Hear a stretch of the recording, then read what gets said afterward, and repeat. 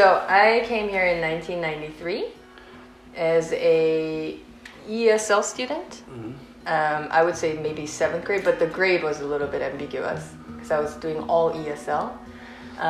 So from 93, I graduated in 98. So okay. I did the whole shebang. You can say shebang. Okay. Okay.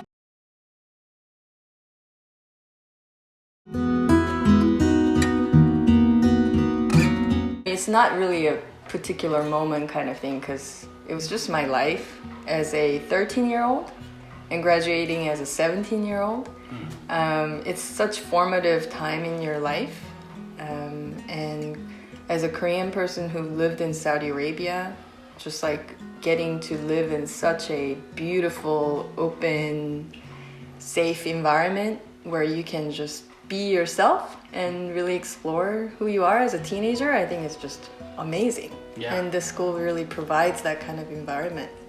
I can't really not mention all the trips, all the travels that we did together. I think AIS organizes a lot of great trips, just even nearby in Europe. We went to Italy a lot, or Paris, organized some trips out to South Africa. Just like, I think the faculty here really thought about how do we help students expand their mind, and through travel is clearly the way. So the school kind of turned me into somebody who's like, that's right, I'm gonna be a traveler for life. Yes, I have. Yeah, I lived here for 6 years, so we became family. And I'm still in touch with friends in all over the place. In the US, I see them. Japan, Korea.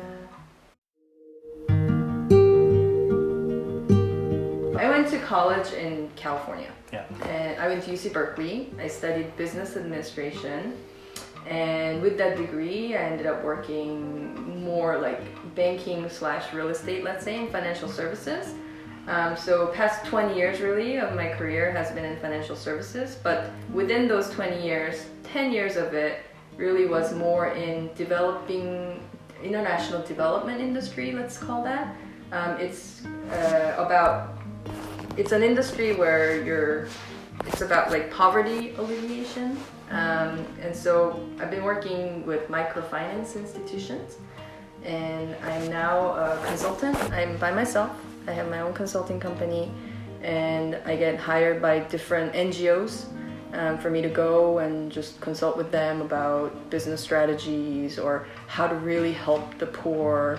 How do we actually talk to the poor people and really learn about what their needs may be, and then match that with the financial products that are being offered. That's what I do right now.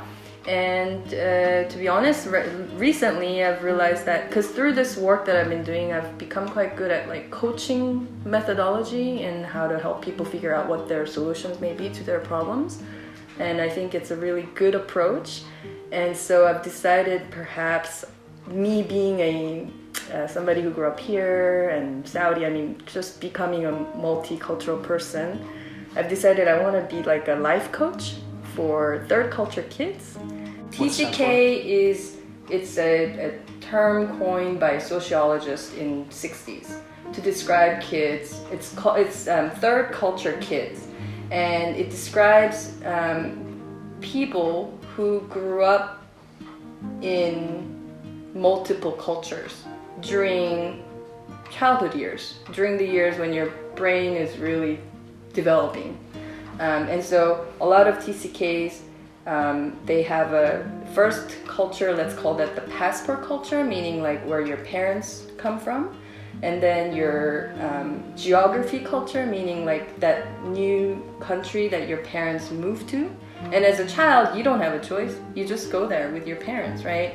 And you end up growing up in between whatever your parents' culture might be. In your home, you might be speaking Korean and eating Korean food and thinking about what is Korean normal social behavior. But then the moment you walk out the door, you need to adjust yourself to, like myself, my environment culture was Saudi Arabia. Okay, I need to become a Saudi woman out in this environment. And so you're constantly switching between cultures, languages. You also even become like a translator at age 3 for your parents, right? You're the kids who learn the languages so quickly, and so you're constantly your identity almost becomes this like in-between person, and you're always building bridges between cultures. It's talking about all your students here, and I don't know about your background, but I just really see that everywhere I've gone to work, I've excelled, mainly due to the fact that I've lived in such a multicultural environment like this. It allows me to connect with people from anywhere so comfortably. And I feel that that's kind of like a superpower that all TCKs have. And so I think this coaching methodology, I want to just be able to help other TCKs to just figure out what they're amazing at and just turn up the confidence and do whatever they're meant to do in the world. So I got a master's degree. So working in banking industry for the first 10 years, it was a lucrative job, but having lived in such an international environment, it made me think more about what about all these other issues around the world? Why am I only focused on like this rich people in California with money? So I decided to get a master's degree. I went to Washington, D.C., American University, master's in international development. And that's what kind of kicked me into the whole like microfinance career. I've worked in microfinance through a Canadian NGO I used to work for at first, called Mennonite Economic Development Associates, and there I managed projects in developing countries. Like for instance, I managed a project in Uganda, and it was a project where the UN was funding our organization to figure out how to lend money with less cost using mobile technology. And so I had to kind of, basically if you talk to the NGO, the bankers, the mobile network operators, and kind of negotiate a deal that would work. Talk to the rural women, the poor people in rural Uganda. I mean, these people live on less than $1 a day, maybe at most. A lot of them are single moms. A lot of these towns, they've had like AIDS. What do you call it? I mean, just it's a very, very hard living situations, and they really do need this money. There's no banks that will ever trust them that okay, if we lend you like $200, you could start a business.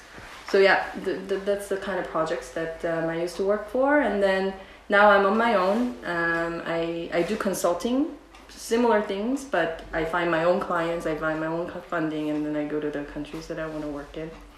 So it's been great.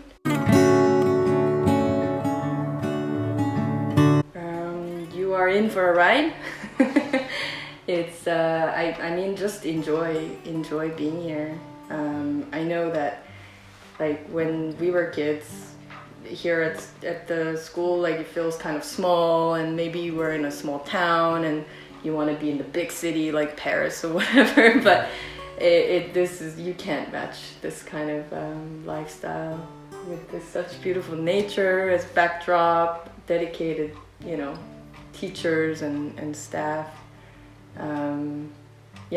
Just really enjoy being here and listen and learn and speak lots of languages and talk to the tourists, just get comfortable being in this kind of environment, because it'll take you far, I think, whatever you pick up here.